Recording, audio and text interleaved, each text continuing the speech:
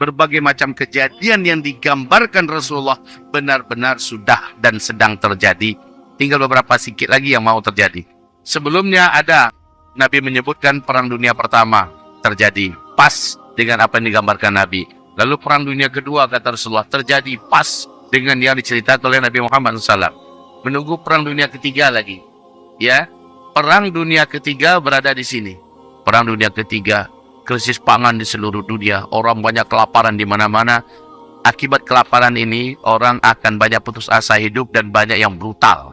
Dalam hadis Sahih Bukhari sampai tetangga hanya demi sesuap nasi, hanya demi sepotong roti, tega membantai tetangganya sendiri. Kemudian krisis ekonomi terparah dalam sejarah, menyebabkan mata uang tidak ada nilai dan harga. Ya, bahkan negara pun tak sanggup menggaji para pegawainya. Kemudian bencana-bencana alam besar melanda seluruh dunia. Kalau hanya 1-2 negara yang bencana alam, negara lain bisa bantu, Pak. Tapi kalau setiap negara mengalami bencana, tsunami-nya, gempa, gunung meletus, angin tornado, segala macamnya, siapa yang bisa nolong siapa saat itu? Itulah perang dunia ketiga, ekonomi sedang hancur-hancurnya, kelaparan di mana-mana, bencana alam pula lagi. Gak kebayang ya Pak ya Ibu? Kapan ini?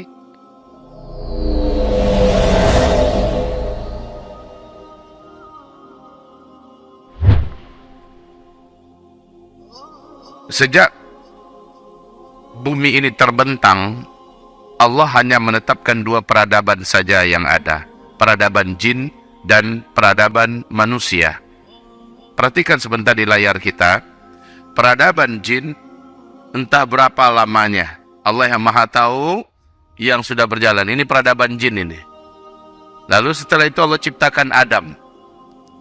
Nah, sejak Nabi Adam, peradaban berikutnya untuk memakmurkan bumi dipegang oleh manusia. Ini dari Nabi Adam, Idris, Nuh, Hud, Saleh, Ibrahim, dan seterusnya. Paling ujung adalah Nabi Muhammad, setelah itu kiamat. Maka wajar kalau Nabi menobatkan dirinya sebagai Nabi akhir zaman. Dan umat Nabi ini, Nabi katakan sebagai umat akhir zaman. Jadi tentu saja kalau begitu, saya adalah Ustadz akhir zaman. Tapi seluruh Ustadz yang lain juga Ustadz akhir zaman. Karena apa? Hidup di akhir zaman. Bapak, Ibu semua jamaah yang ada juga jamaah akhir zaman. Itu baru adil. Kalau hanya saya sendiri yang dikatakan Ustadz akhir zaman, yang lain tidak, itu nggak adil. Kemarin waktu di lift, saya langsung dicegat oleh orang hotel. Ustadz kiamat kan? Ustadz akhir zaman. Baik Bapak Ibu, padahal dia juga umat akhir zaman. Nah, coba lihat sebentar. Ini saya mau menghubungkan antara Palestina dan akhir zaman ya. Lalu kaitannya dengan tuntutan iman kita apa? Gitu. Start dan finish ini adalah keberadaan Nabi Muhammad dan umat Nabi Muhammad di muka bumi sebelum kiamat. Coba buka start dan finish. Nah ini kalau dapat yang agak jauh-jauh bisa merapat, bisa puas mendengarkan uraian berikut ini. Karena memang kita banyak mengandalkan slide ini demi memperkuat ya wawasan dan khazanah keilmuan kita. Nah ini star. Star sejak Nabi Muhammad berusia 40 tahun diutus oleh Allah sebagai Nabi dan Rasul. Starnya dari situ. Kemudian finish adalah terjadinya tanda besar kiamat nomor 7. Yaitu angin lembut kematian yang berhembus dari Yaman. Yang dengan cepat membungkus bumi. Angin ini lembut, sejuk, bau wangi kesturi ya. Siapapun di muka bumi ini ada orang Islam yang dalam dadanya ada iman kepada Allah walaupun imannya seujung kuku, angin lembut kematian ini akan sampai kepada orang itu. Saat kulitnya tersentuh oleh angin lembut kematian ini, terhirup olehnya di tempat itu dan saat itu juga yang bersangkutan langsung meninggal dunia, husnul khotimah. Habis Pak, tak ada lagi orang Islam, tidak ada lagi orang beriman yang hidup di muka bumi. Kata Rasul, 40 tahun kemudian barulah kiamat besar kehancuran alam semesta. Jadi sejak habisnya umat Nabi kami istilahkan itu adalah finish. Start dan finish. Nah, Nabi bersabda, dari start ke finish ini di 2 kelompok hadis, umur umat beliau, ini umur umat Nabi, yaitu ada 2 riwayat ya. 1400 hitungan Hijriah, hadis yang lain 1500. Jumhur atau mayoritas ulama ahli hadis mengatakan Umur umat Nabi dari start ke finish itu adalah antara 1400 ke 1500. Kita sekarang sudah 1445. Sebentar lagi. Hitungan hari aja lagi. Bapak Ibu, itu hitungannya hijriyah. Kalau hijriyah, tentu saja dihitungnya sejak Nabi hijrah ya, dari Mekah ke Madinah. Ada 13 tahun Nabi di Mekah belum hijrah, belum masuk lagi dalam 1446 itu, 45 itu. Tinggal ditambahkan. Tambahkan 13, artinya 1458. Nah, menurut Syekh Al-Hafiz Imam Ibn Rajab Al-Hambali, beliau berkata, umur umat Nabi lebih dari 1400, tapi takkan lewat dari 1500. Hitungan hijriah. Takkan lewat. Kalau kita ambil angka mentok aja 1500, berarti, Bapak Ibu yang kami muliakan, tinggal dikurangi 1458. Paling lama itu, paling lama kita orang Islam hidup di muka bumi ini hanya tersisa 42 tahun saja. Innalillahi wa inna ilaihi raji'un. Itu paling lama Bapak Ibu. Buya, itu kan hadisnya lemah. Ya betul, hadisnya lemah. Tapi perlu Bapak Ibu ilmui bersama. Tidak ada seorang pun ulama ahli hadis kecuali sepakat mengakui hadis lemah masih tetap perkataan Rasulullah Sallallahu Alaihi Wasallam. Walaupun tak dijadikan sebagai sumber dan dalil akidah, tetapi menghormati hadis dan perkataan Rasul wajib. Memuliakannya harus, setidaknya dijadikan sebagai ilmu pengetahuan.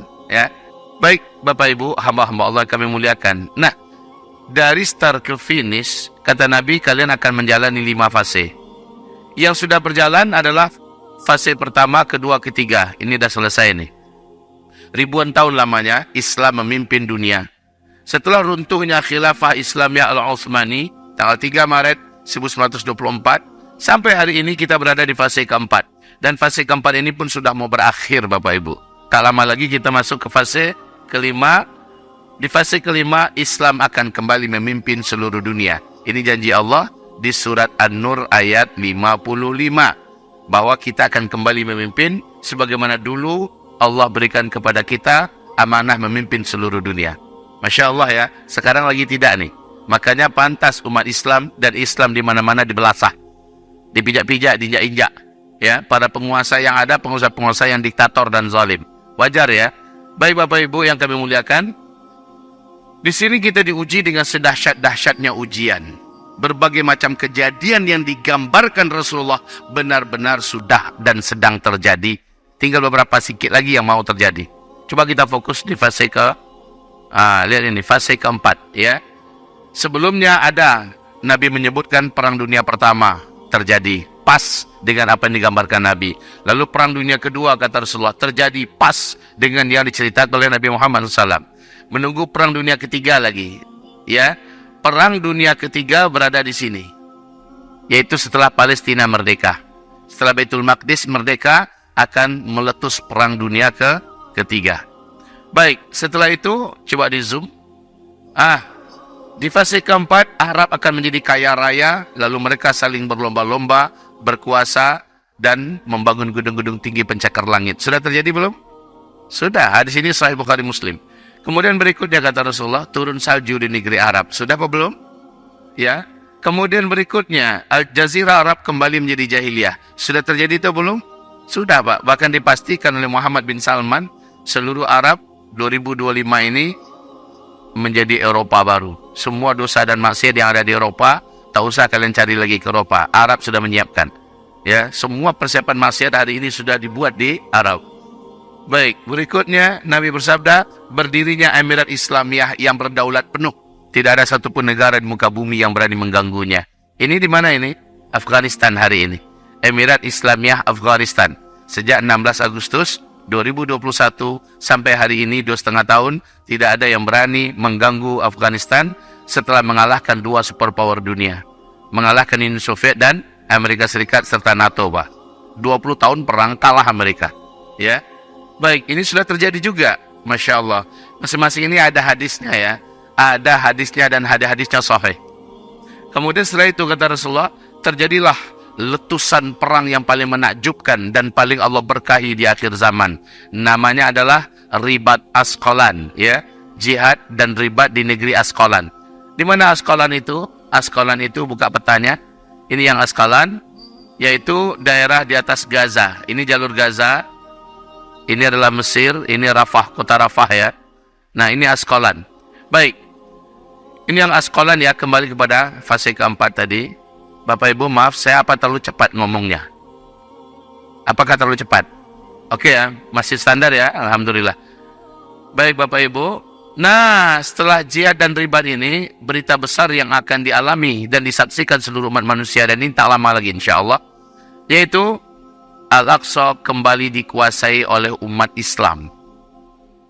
Tak lama lagi kita seluruhnya akan sholat di Masjidil Aqsa. Insya Allah. Seperti sebelumnya, kita bebas sholat di Makkah dan Madinah. Oke ya. Kemudian ditegakkan dan dikumandangkan khilafah Islamiyah di Baitul Maqdis. Yang mana Baitul Maqdis? Kembali ke peta tadi. Mas Ahmad, kembali ke peta tadi. Di mana yang Baitul Maqdis itu? Ini kawasan ini Baitul Maqdis nih. Dari sini kemari, ini kawasan Baitul Maqdis. Yang Palestina keseluruhan. Keseluruhan itu Palestina. Yang Baitul Maqdis di sini. Masjidil Aqsa di sini dia. Yang perang di sini. Selama ini Pak, saya walaupun dalam kondisi perang terus bolak-balik membawa jamaah ke 3 tanah suci. Makkah, Madinah, dan Aqsa. Makkah, Madinah, dan Aqsa. Dan itu ratusan jamaah saya bawa. Alhamdulillah aman. Aman masuk, aman selama di sana, dan aman keluar. Tidak pernah satu kali pun, walaupun sedang seberat-beratnya apa perang, ada jamaah kami yang ditangkap, yang hilang, kena peluru nasar, semacamnya, nggak pernah Pak. Aman, seaman-amannya. Maka dengan ini, ulama-ulama besar dunia sepakat mengatakan hari ini, siapapun yang ada rezeki harus ke Masjidil Aqsa, karena keberadaan kita datang Masjidil Aqsa, ikut menjaga Masjidil Aqsa itu sendiri. Selama kita masih datang Pak, maka Yahudi masih banyak dan masih berat pikirannya untuk berani menghancurkan. Sebab masih ada yang datang berkunjung ke Masjidil Aqsa. Oleh karena itu datanglah kita. Ada rezeki berangkatlah kita. Jangan sampai mengabaikan hadis Nabi. Tidak boleh kamu menganggarkan dana, mengumpulkan dana khusus kecuali untuk mengunjungi 3 masjid. Masjidil Haram dan Masjid Nabawi, Masjidil Aqsa. Selama ini kita sudah datangi 2 masjid ini. Ya, Makkah, Madinah ada sering. Bagaimana Aqsa? Allah pasti tanya kita nanti pada hari kiamat. Padahal Aqsa sangat butuh untuk kita lindungi, Pak. Dengan kita datang, itulah cara kita ikut melindungi Masjidil Aqsa. Ya, baik kaum muslimin, kita kembali ke topik kita. Lihat fase keempat. Jadi Palestina setelah itu, setelah dikumandangkan khilafah Islam di Baitul Maqdis, terjadilah perang dunia ketiga. Dalam perang dunia ketiga, Amerika, kekuatan Barat, Eropa fokus menuju perang dunia ketiga. Israel pun tidak lagi disupport seperti sekarang ini.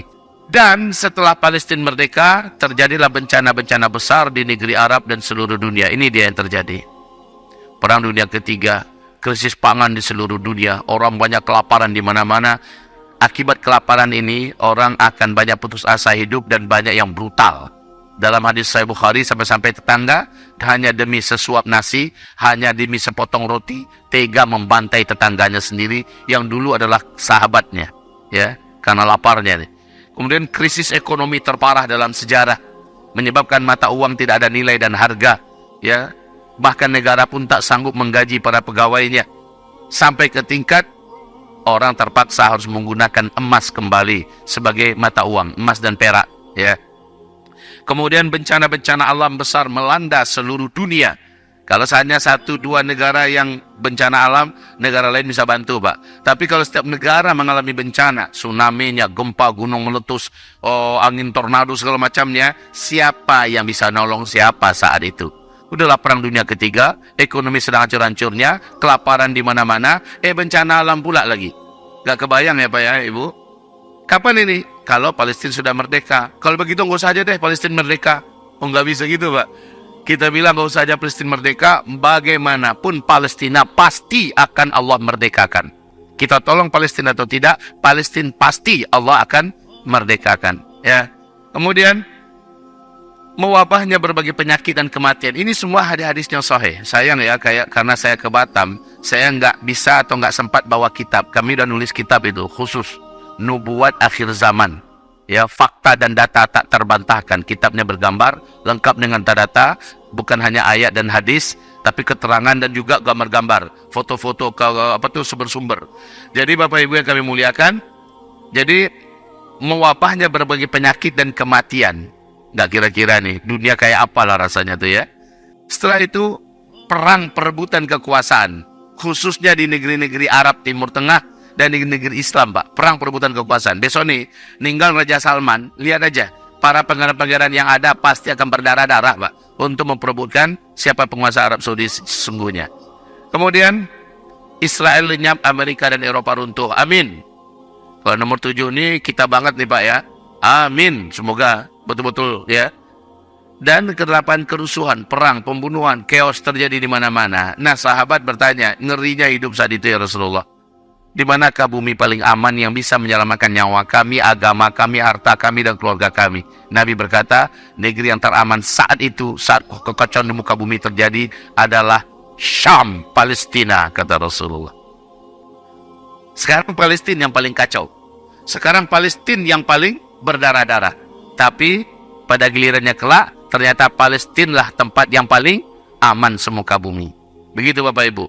Nanti Bapak Ibu, kita punya kitab, ini saya juga yang tulis, zikir dan amalan penyelamat dari segala huru-hara dan fitnah akhir zaman. Inilah huru-hara dan fitnah akhir zaman itu. Masing-masingnya Nabi menyebutkan, kalau terjadi peperangan, kamu amalkan ini, bacakan ini, kamu akan dijaga dan diselamatkan oleh Allah.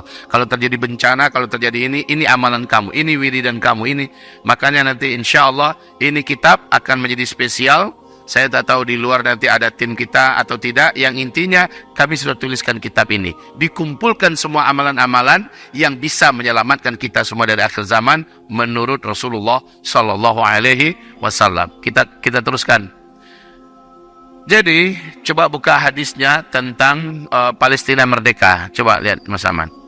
Ini matan hadis ya. Hadisnya sahih. Hadisnya sahih nomor 2173. Ya, di Kitabul Jihad dan Surah Abu Daud. Sekarang lihat terjemahannya. Ini terjemahannya. Apa kata Nabi? Wahai Ibnu Hawalah, jika engkau melihat kekhalifahan telah turun di bumi Al-Baqdis atau Baitul Maqdis Palestina, maka itu pertanda telah dekatnya berbagai goncangan, kegundah-gulanan dan peristiwa-peristiwa besar. Yang 8 tadi Pak ya. Kalau sudah berbunyi khilafah Islamiyah berdiri di Baitul Maqdis, semua kekacauan, kegundah-gulanaan, ya peristiwa besar di muka bumi terjadi. Bagi umat manusia, kiamat lebih dekat kepada mereka daripada dekatnya telapak tanganku kepada kepalamu ini. Jadi Ibnu Hawalah berkata, Rasul meletakkan telapak tangannya di atas kepalaku atau di atas tengkukku. Ini perkataan Rasul. Berarti memang udah makin dekat kiamat itu. Ya Pak ya, udah semakin dekat kiamat itu. Hadirin yang saya cintai, setelah kita mendengarkan ini, yuk kita cerita tentang Palestina. Ternyata pusat pemerintahan Islam di akhir zaman ketika Islam memimpin seluruh dunia telah ditetapkan oleh Allah. Di mana? Di Baitul Maqdis, Palestina. Allahu Akbar. Sekarang ini Allah sedang godok. Allah sedang persiapkan para calon pemimpin dunia ini dengan ujian yang bertubi-tubi berlapis-lapis. Dan itu adalah cara menempah ya calon makhluk pemimpin dunia dengan tempahan yang sempurna. Ya, baik Bapak Ibu yang kami muliakan. Sekarang apa yang terjadi di Palestina, apa hubungannya dengan kita? Kan itu pertanyaannya lagi. Apa hubungannya dengan kita? Baik, saya akan menyampaikan sebuah hubungan yang membuat bulu roma kita berdiri. Tunggu dulu, saya mohon pertanyaan dulu mau dijawab. Kita dikasih waktu sampai jam berapa? Ini jam 5:30 Kita sampai jam berapa? Sanggupnya? Soalnya kalau saya punya kekurangan Pak. Kalau saya lihat jamaah sudah pada berdiri, sudah pada meninggalkan, langsung hilang ini saya, gairah semangat menyampaikan. Kira-kira kita sanggup sampai jam berapa? Sampai syuruk. Syuruk jam 6. Oh, berarti tinggal 20 menit lagi. Iya. Ini hari libur kan? Hari libur. Kalau gitu jangan sampai syuruk untuk kali ini. Bisa nggak kita sampai selesai? Insya Allah saya harus minta tolong agar dibantu juga saya dalam berdakwah ini. Beri saya semangat dengan cara duduk dan simak. Ya, itu cara saya tetap bergairah. Kemarin di Masjid Agung di Pasaman Barat, ketika sedang menyampaikan, rupanya jamnya salah. Kami bertiga itu panel, jamnya salah, telat 45 menit jamnya. Orang udah mau zuhur, baru giliran saya diminta naik. Ketika saya sampaikan, baru setengah jalan baru, saya lihat jamaah sudah berdiri. Wah, ini, saya bilang, Bapak Ibu, apakah kita bisa bersabar sampai zuhur? Ternyata zuhur tinggal 10 menit lagi memang. Memang 10 menit lagi, karena jemaah terus berdiri, ya sudah, saya sudahi, saya tutup. Akhirnya jemaah pada kecewa semua, karena pengajian belum selesai, saya harus turun. Karena memang saya nggak bisa melanjutkan kajian kalau ada jemaah yang berdiri-berdiri. Baik Bapak Ibu, mungkin itu kekurangan saya, kelemahan saya anggap itu teguran dari jemaah, udah Buya, ke waktunya sudah cukup, Buya nggak usah ceramah lagi, kami udah mau pulang. Ibaratnya gitulah. Mohon maaf Bapak Ibu ya, jadi kalau memang kita setuju, saya juga tidak akan mau berlama-lama. Saya berharap Bapak Ibu bisa mendengarkan secara utuh, secara sempurna, setelah itu bawalah pulang dalam iman. Ya, baik, kita lanjut Bapak Ibu. Jadi ini hadis tentang Palestina sudah merdeka. Apa hubungannya dengan kita terkait Palestina di akhir zaman? La ilaha illallah. Hubungannya adalah nasib pengakuan Allah dan nasib kita di akhirat. Pengakuan Allah di dunia tentang kita beriman atau tidak, dan nasib kita di akhirat. Mari dengarkan hadis sahih riwayat Imam Muslim berikut ini. Wallahi la yu'min. Wallahi la yu'min. Wallahi la yu'min. Demi Allah tidak beriman. Demi Allah tidak beriman. Demi Allah tidak beriman. 3 kali Nabi bersumpah, tidak ada iman, tidak ada iman, tidak ada iman. Iman itu Bapak Ibu dalam surat Fatir ayat 32, 3 lapisannya. Lapisan iman tertinggi disebut dengan imannya para muhsinin. Ya, iman para muhsinin ini Pak, orang muhsinin ini di akhirat tidak akan mengalami hisab padang mahsyar. Dia langsung dibawa ke titian, langsung sampai ke seberang, ya, dan dipersilakan masuk surga dari pintu manapun yang mereka mau. Mereka sudah bersenang-senang dalam surga, sementara umat manusia yang beriman lainnya masih mengalami proses padang mahsyar.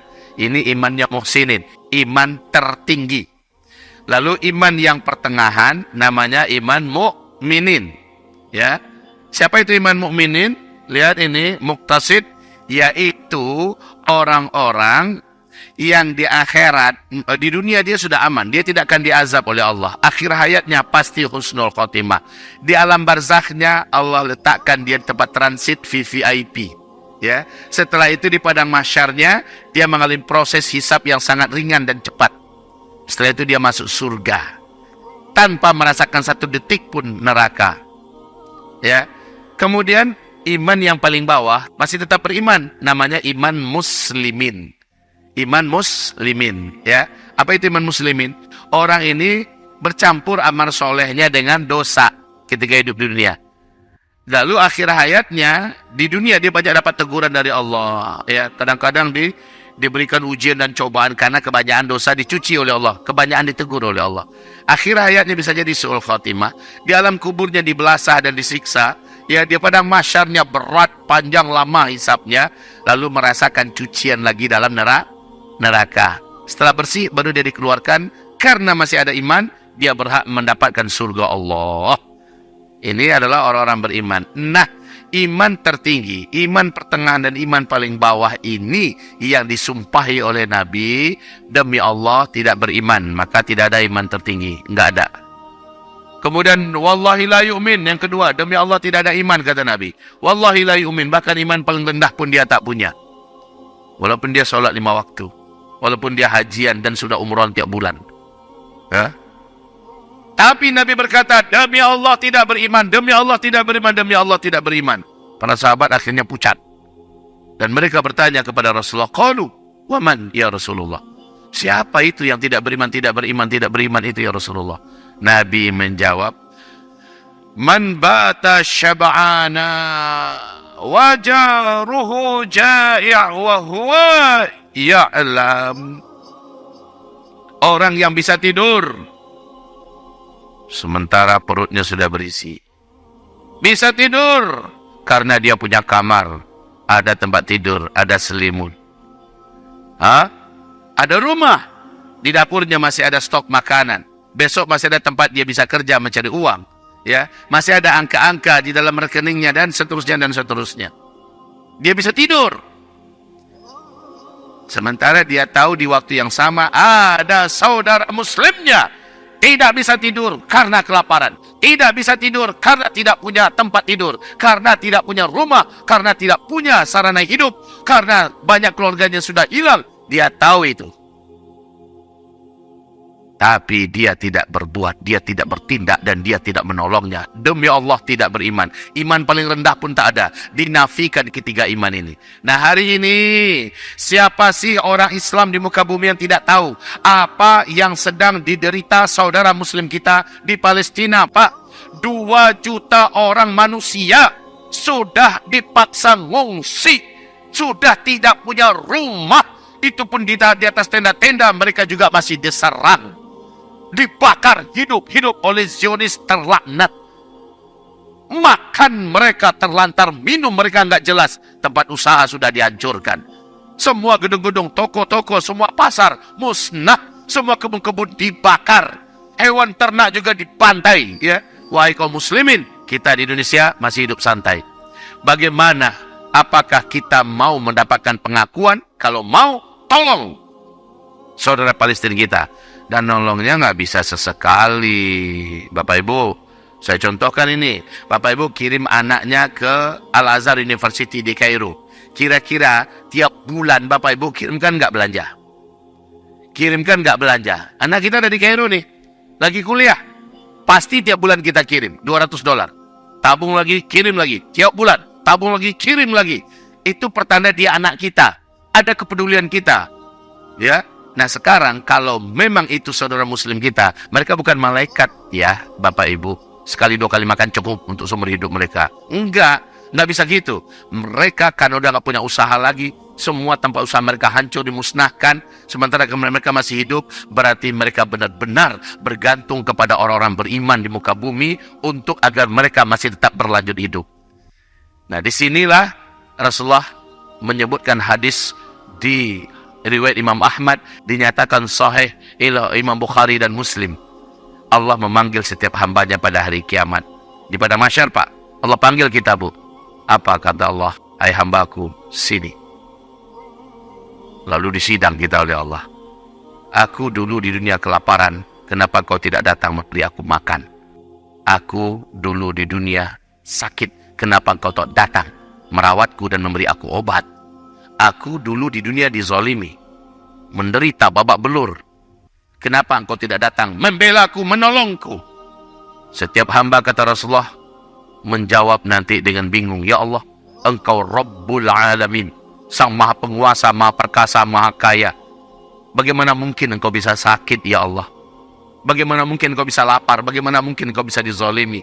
Lalu bagaimana pula cara kami menjengukmu, memberimu makan, menolongmu dan sebagainya?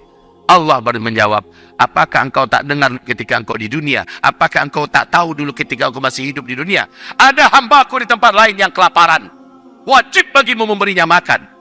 Ada hambaku di tempat lain yang sakit. Wajib bagimu merawatnya, memberinya obat. Ada hambaku di tempat lain. Mereka dianiaya, dizalimi, disakiti, diperangi. Wajib bagimu menolong dan membelanya. Kenapa engkau tak lakukan? Apa jawab kita, Bapak Ibu? Ini hubungannya Palestina dengan kita hari ini. Hubungan iman.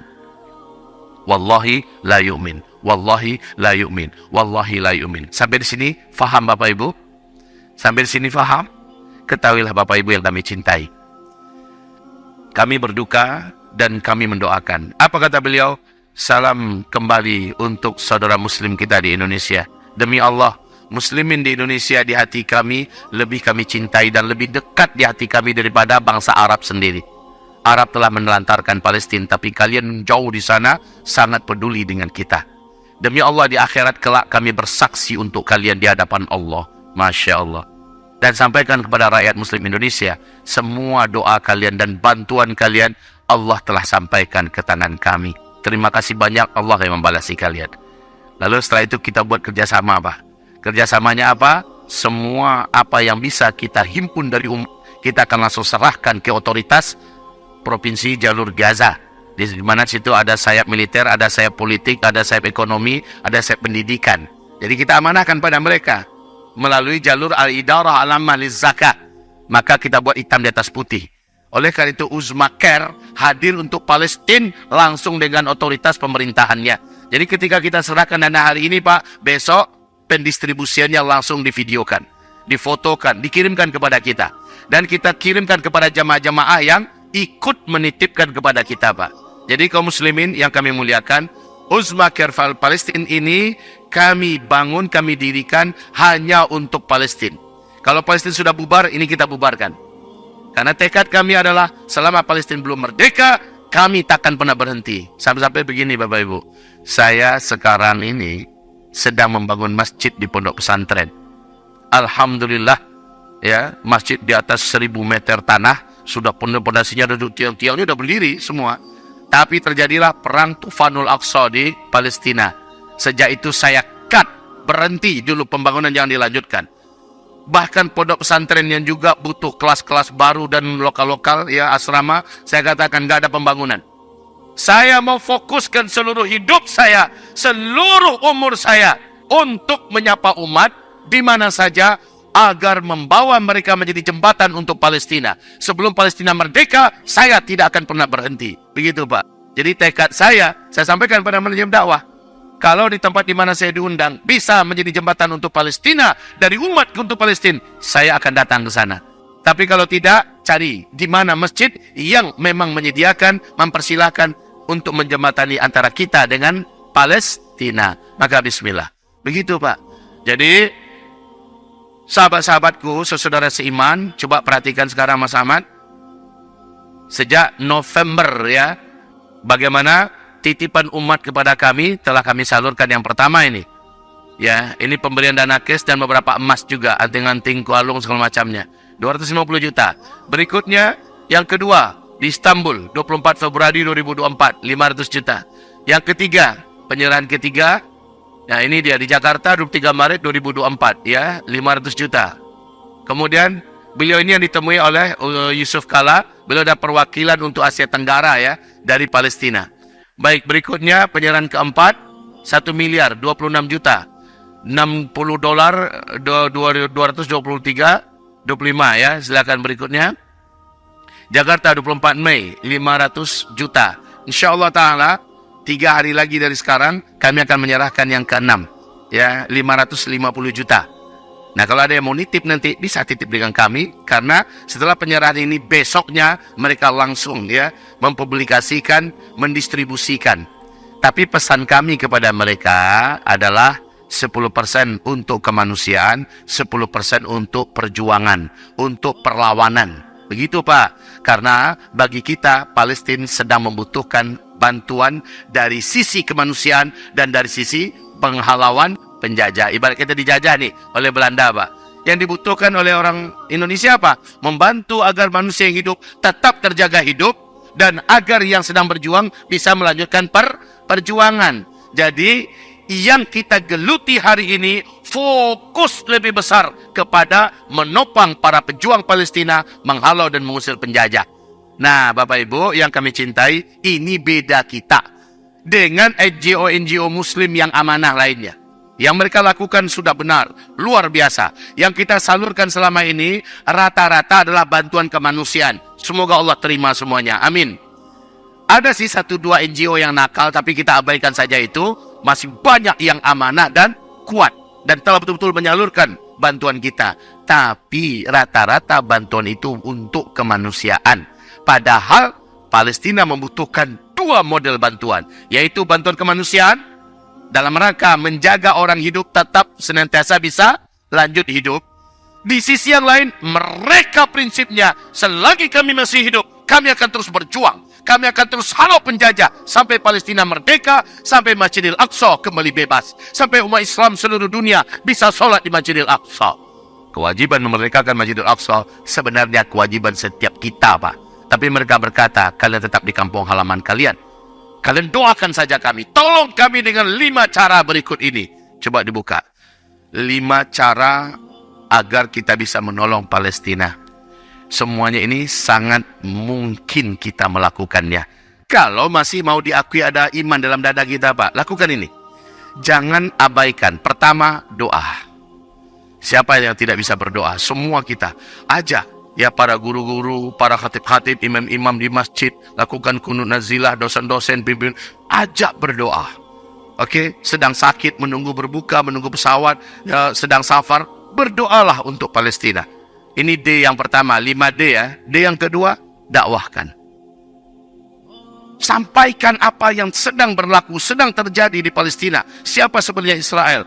Bagaimana caranya agar kita bisa mensupport Palestina dan sebagainya ya. Dakwahkan. Lanjut, yang ketiga, ayah iklankan dan promosikan produk semua produk Israel, boykot seluruhnya.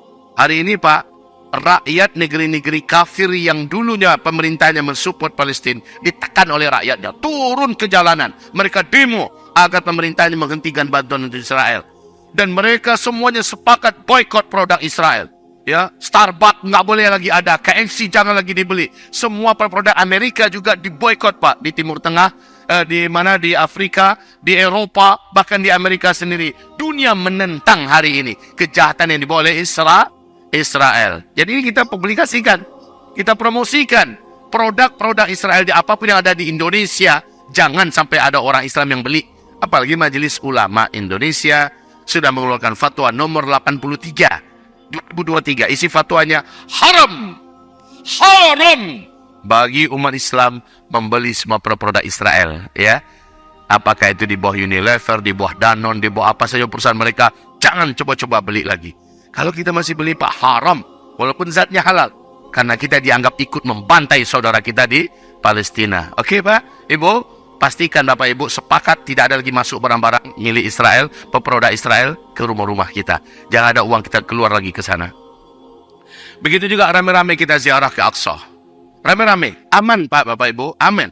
Kalau Bapak Ibu ada di Batam ini, travel-travel yang berani membawa jamaahnya umrah plus Aqsa, dengan itu berangkat. Promosikan apa itu travelnya. Oh, kami mau dengan Buya Uzma, tafadhol. Kontak saja ke nomor berikut, saya mau berangkat dengan Buya Uzma. InsyaAllah, bila Allah izinkan kembali, 29 Oktober besok, saya akan bawa lagi rombongan jamaah minal Masjidil Haram ilal Masjidil Aqsa. Akhir Desember juga begitu, pas Isra Mi'raj. Saya hanya 3 kali, saya pastikan setahun, saya berangkat Bapak Ibu ke Aqsa. Ayo promosikan itu.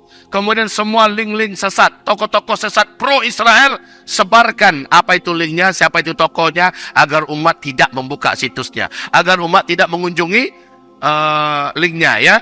Baik, begitulah seterusnya. Link-link yang benar, tokoh-tokoh yang benar bicara tentang Palestina Israel, sebarkan. Dengarkan sumber berita dari sini. Ini tokoh-tokoh yang layak kita dengarkan. Buat apapun yang bisa mengingatkan orang kepada Palestina, apa saja. Apakah kita membuat jilbab, apakah kita membuat jubah, baju semacamnya yang ada lambang Palestinanya. Ya, kita membuat kantungan kunci, stempel di mobil, apa segala macamnya. Buat yang bisa membuat orang mengingat Palestina. Ya, itu cara ketiga kita menolong Palestina. Yang keempat adalah ad-da'mul mali wal maddi. Kumpulkan donasi untuk membantu bagian kemanusiaan dan membantu bagian perjuangan perlawanan. Nah, bantuan bagian kemanusiaan ini disebut dalam Islam namanya sedekah. Adapun khusus bantuan bagian perjuangan perlawanan atau jihad mal disebut dananya infak fi sabilillah. Sekarang apa sih bedanya? Coba buka. Bantuan untuk Palestina. Yang kemanusiaan, makan, minum, obat-obatan, layanan kesehatan, tenda, pakaian, perabotan, uang tunai, dan lain-lain. Ini semuanya bantuan kemanusiaan, Bapak Ibu. Dan nama bantuan ini adalah sedekah. Nilainya berikut ini. Buktinya ada iman. Iman paling rendah adalah dengan memberi mereka makan, minum, Pak. Itu iman paling rendah. Buktinya iman. Ya. Kemudian Allah ganti 10 kali lipat. Bisa menyembuhkan penyakit kalau diniatkan berulang-ulang. Hamba punya penyakit mah akut ya Allah. Dengan sedekah ini untuk Palestina, hamba mohon bisa engkau terima. Nah jadi ini, Bapak Ibu, Al-Fakir punya nasihat untuk kita bersama. Mudah-mudahan diamalkan ya. Agar kita terbukti ada iman di mata Allah. Tolong di rumah kita dibuatkan kotak. Bapak ada istri kan? Ada anak berapa orang? 6. 1 orang istri tambah bapak, anak 6. Berarti lah berapa orang sekeluarga? 8 kan? Bapak carikan nafkah mereka 8.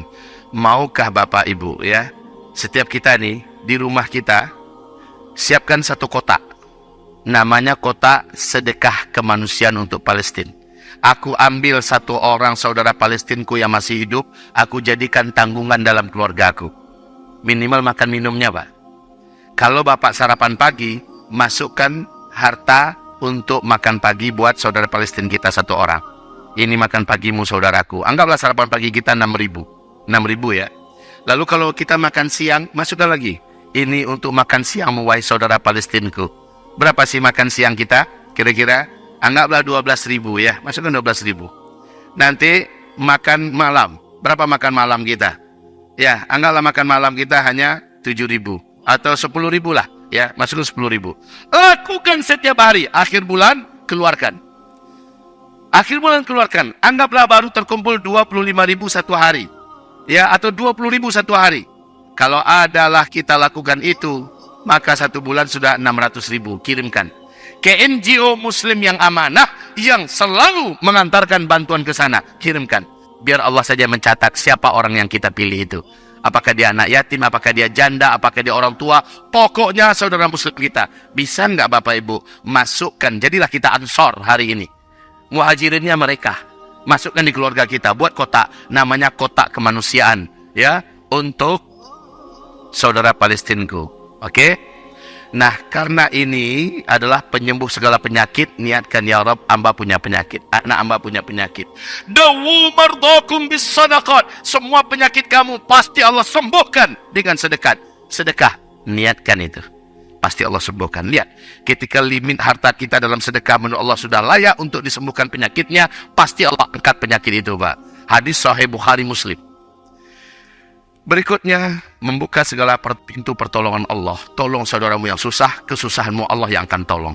Maka dengan sedekah itu, kita menolong saudara kita di Palestina, penghalau azab dan pendingin dalam neraka.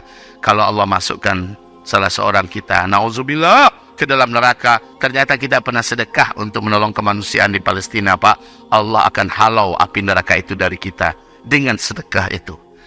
Tapi ini yang berikut ini, saya Uzma Care for Palestine fokus di bagian sini. Kalau NGO Muslim banyak yang mengambil di sini, saya fokus di sini. Ya, ini membantu perjuangan mereka. Kita di sini hanya 10%, tapi 90% fokusnya di sini. Nah, infak fisabilillah nilainya bukti iman tertinggi. Iman ada berapa tingkatannya tadi? Iman ada berapa tingkatannya tadi? 3. Tingkatan iman yang tertinggi namanya muhsinin. Oke? Allah sebut dalam Al-Quran bahwa kita diakui oleh Allah sebagai orang punya iman tertinggi. Di akhirat nggak perlu dihisap. Masuk surga tanpa hisap. Allahu Akbar. Kemudian harta yang kita keluarkan nilainya di mata Allah jihad mal. Allah mengatakan harta yang kita keluarkan sebagai jihad harta. Fisik kita tidak usah datang ke sana, tapi dengan memberangkatkan harta kita infak fisabilillah, kita sudah dianggap dan ikut berjihad. Menjahaza ghazian faqad ghaza. Siapa yang membekali, yang memodali, yang membiayai orang yang sedang berperang di jalan Allah, faqad ghaza. Sungguh dia dianggap ikut berperang di jalan Allah. Allahu Akbar. Kemudian hebatnya di surah Al-Baqarah juz 3, Allah janji pasti Allah ganti dan Allah kembalikan 700 kali lipat. 10 juta kita berikan, 7 miliar Allah ganti. 1 juta kita infakkan, 700 juta pasti Allah ganti. Dan Allah maha menepati janji. Kemudian Allah putihkan semua dosa, Pak. Berapapun banyak dosa kita, dengan infak fisabilillah Allah putihkan semua dosa. Hal itu tidak terjadi di sedekah. Ini hanya terjadi di infak fisabilillah. Kemudian Allah wajibkan yang bersangkutan masuk surga. Wajib masuk surga. Ada ayatnya tidak? Ada. Tolong buka. Surat Ali Imran ayat 133 134. Perhatikan ayatnya. Wasari'u ila maghfiratin min rabbikum, dan berlomba-lombalah kamu, bersegeralah kamu mendapatkan pemutihan dosa dari Rabbmu. Berapapun banyaknya dosamu Allah akan putihkan. Wa jannah, dan Allah wajibkan kamu masuk ke dalam surganya. Arduhas samawati wal ardh. yang luasnya seluas seluruh langit dan bumi. Uiddat lil muttaqin. Allah sediakan untuk orang yang bertakwa. Siapa orangnya? Alladzina yunfiquna fi sarra'i wat dharra. Orang-orang yang menginfakkan hartanya fi sabilillah. Fi sarra' ketika ekonominya sedang lapang, ketika ekonominya sedang kuat, sedang stabil, sedang di atas, dia berinfak di jalan Allah. Wat dharra, tapi ketika ekonominya sedang sempit, sedang terhimpit, sedang banyak beban, dia tetap tidak menahan-nahan hartanya untuk diinfakkan di jalan Allah. Maka inilah orang-orang yang pasti Allah putihkan semua dosanya, Allah wajibkan dia masuk surga. Lihat penutupan ayat, wallahu yuhibbul muhsinin, dan Allah sangat mencintai orang-orang yang muhsinin. Ini iman tertinggi nih. Berarti Allah akui nih orang yang tetap berinfak di masa lapang dan masa sempit. Kita ini mungkin banyak di antara kita yang sedang tidak sehat ekonominya, tapi mendengarkan ini, mendengarkan tawaran ini, mendengarkan panggilan Allah ini, dia datang, dia hadir, dia tampil. Demi Allah, Allah mengakui imannya ada di tingkat muhsinin. Saudaraku, makanya Nabi mengatakan, zinu imanakum bil infaq fi sabilillah. Timbang iman kamu dengan infak kamu di jalan Allah. Berani berinfak di jalan Allah, berarti ada pengakuan iman dari Allah kepada kita. Hadirin yang saya cintai, sebagai penutup saya bacakan dua cerita. Penutup ini, cerita ini sangat menyentuh. Ada di dalam kitab Rajulun Saleh yang ditulis almarhum Kiai Abu Muhammad Jibril, Abu Jibril ya. Jadi Rasulullah mendapati ada jenazah muslim tergeletak. Ada jenazah muslim tergeletak. Tapi tidak ada satupun orang sahabat, Pak, yang mau menyelenggarakan jenazah ini. Dibiarkan saja begitu. Rasulullah SAW datang. Kenapa tergeletak saja sampai membujur beku seperti ini? Apa kata para sahabat? Ya Rasulullah, ini orang tidak layak diselenggarakan jenazahnya. Kenapa kata Rasul? Muslim kan? Iya sih, Muslim ya Rasul. Tapi demi Allah, sejak dia bersyahadat sampai dia mati, sekalipun kami tak pernah lihat dia ini sholat. Nggak ada sholat, Pak. Dia tidak mau puasa. Orang semua puasa, dia enggak. Dia tidak pernah mau berdoa, tidak pernah baca Quran, tidak pernah zikir, nggak pernah beramal amalan soleh ya Rasulullah. Tapi yang kami saksikan, sejak dia bersyahadat sampai dia mati, dia hanya berbuat dosa dan dosa. Ya Rasulullah, dia ini penipu, dia ini zalim, dia ini begal, dia ini pezina, ya Rasulullah, dia ini penjudi, peminum minuman keras, bahkan bunuh orang ya Rasulullah. Jadi menurut kami ini orang tidak layak diselenggarakan jenazahnya. Mendengarkan itu, Nabi pun terdiam, Bapak Ibu. Mau ngomong apa lagi? Nggak pernah beramal soleh dan buat dosa semua. Tapi teringat Rasulullah sesuatu. Dan Rasulullah berharap masih ada itu. Rasul bertanya, saudara-saudara, dari kalian semua ini, ada nggak satu orang saja di antara kalian yang pernah menyaksikan si fulan ini melakukan suatu amal soleh tertentu dalam Islam? Kalau ada, tolong angkat tangan, berdiri, sebutkan. Apa amalannya, di mana, dan kapan? Nabi berharap agar orang ini masih punya alasan untuk diselenggarakan ya. Tiba-tiba ada yang angkat tangan, saya ya Rasulullah. Silakan kata Rasul, berdiri. Berdirilah dia, ya Rasulullah, saya dan dia pernah dulu di suatu pertempuran di daerah Anu ya Rasulullah, kami berjihad bareng. Tapi amalan kami hanya ribat. Ribat itu apa, Pak? Ronda di malam hari.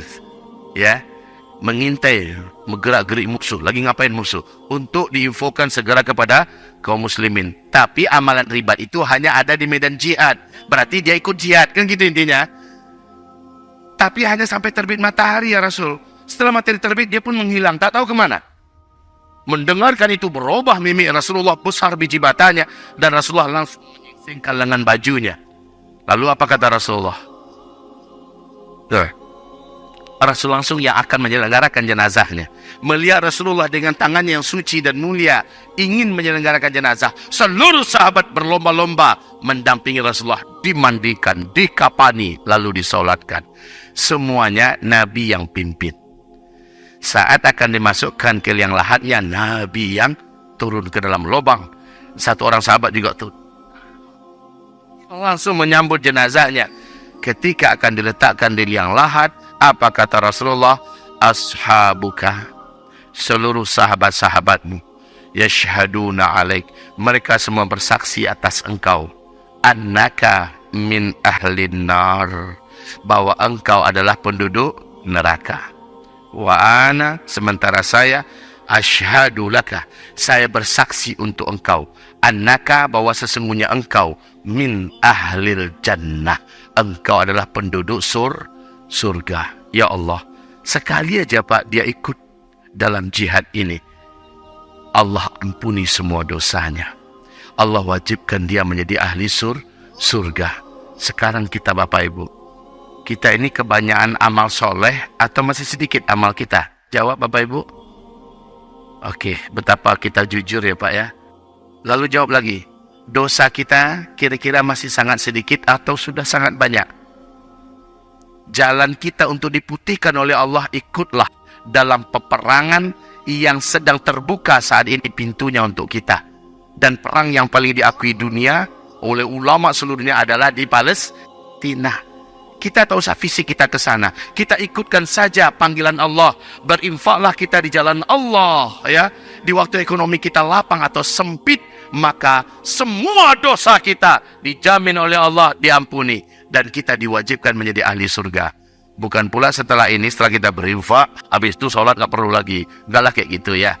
Kita tetap lakukan pertahanan ibadah kita yang selama ini kita buat, tetapi jangan tinggalkan infak di jalan Allah. Maka kami sarankan, satu kotak lain buat di toko-toko kita, di kantor-kantor kita. Ini untuk infak fisabilillah. Tiap hari rutinkan. Enggak apa-apa kecil, tapi rutin. Ya, ahabbul a'mali 'indallahi adwamuha wa in qalla. Toh kecil, akhir bulan buka, ternyata sudah 1.200.000, sebulan sudah 2 juta. Masya Allah, setiap kita lakukan itu agar kita mendapatkan apa yang diseru oleh Allah. Jadi Bapak Ibu, pada pertemuan kita pagi hari ini, di subuh hari ini, saya yakin Bapak Ibu tak bawa uang. Dan ini bukan lagi zamannya dana cash, bisa melalui transfer. Nanti ditransfer saja ke rekening yang sudah tersedia ya. Di sini kita menyediakan rekeningnya, dan ini Bapak Ibu bisa ditransfer nanti ke sana. Kami berikan nanti ini.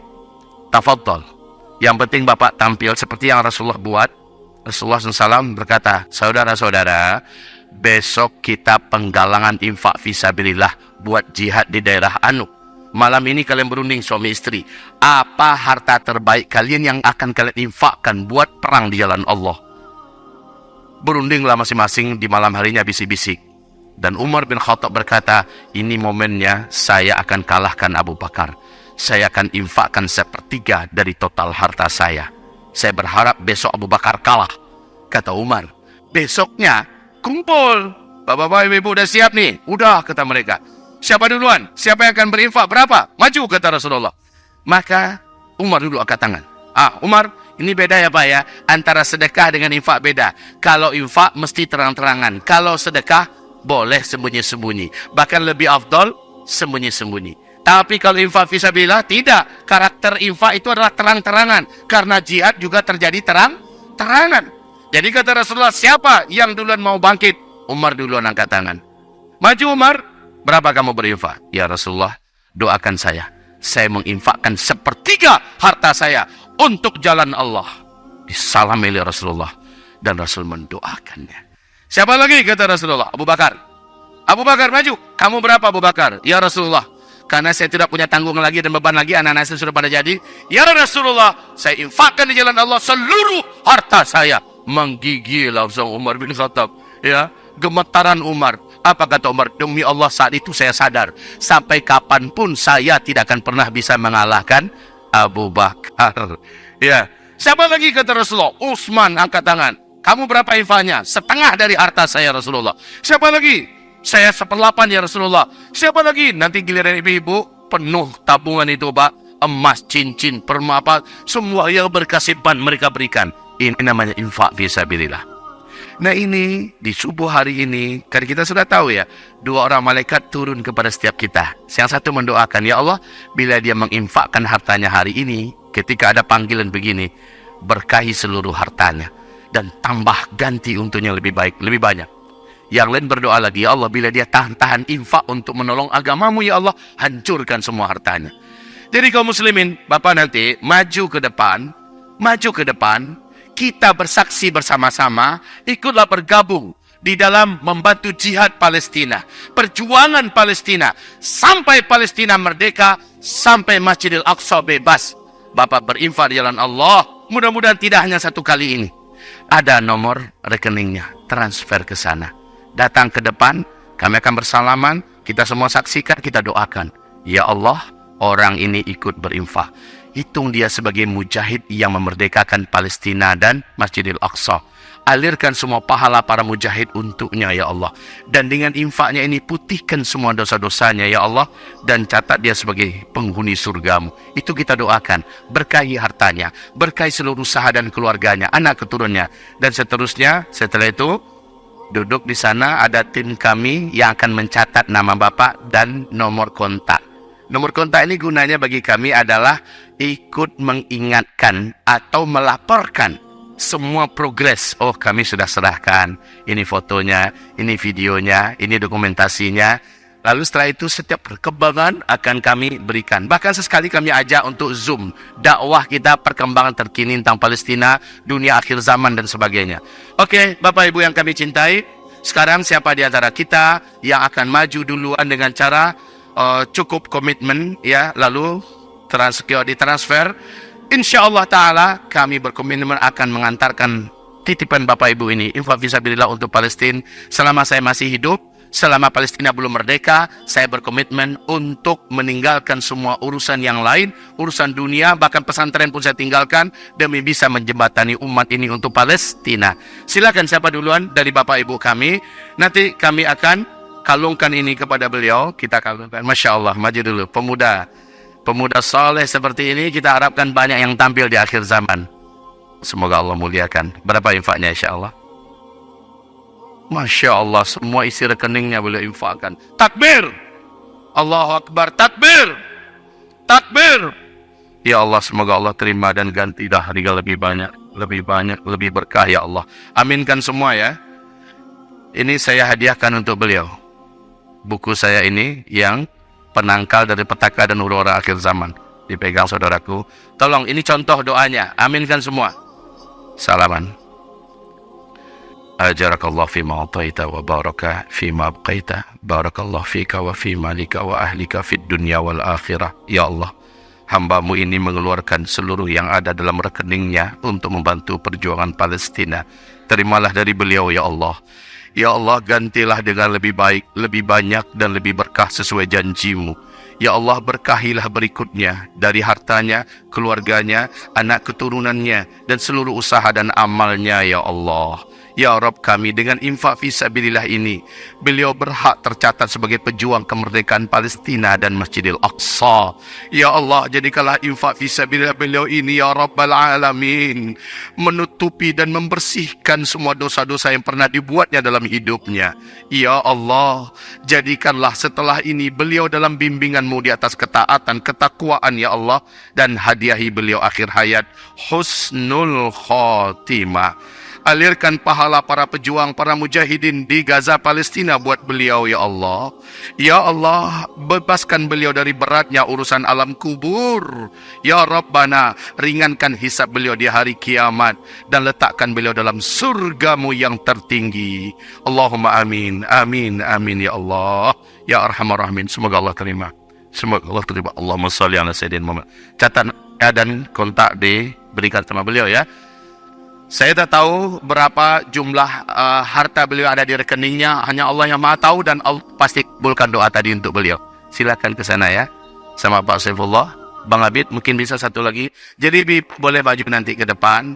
Ya, boleh diniatkan juga untuk orang tua yang kita cintai, kita kasihi. Silakan di sana Bang Abid.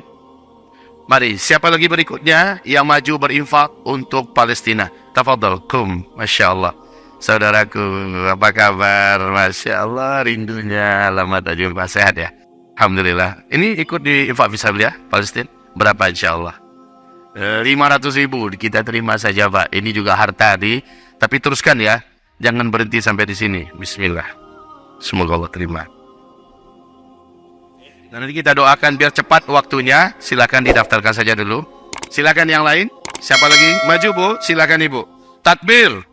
Allahu Akbar. Ini ibu yang pertama. Nanti pasti menyusul yang lain. Saya punya analisa dari perjalanan panjang. Satu orang mulai, yang lain banyak nyusul tuh di belakangnya. Silakan Pak, maju sini. Ini orang-orang yang saya kenal semua. Ibu maju Bu, silakan. Gak apa-apa Pak. Tafadhol. Semoga, dan nanti yang sudah menerima kalungan ini, selesai acara kita foto bersama ya. Untuk kita tonton nanti di dalam surga. Amin. Berapa infaknya insya Allah? Bismillah ya Allah. Barakallahu fiik.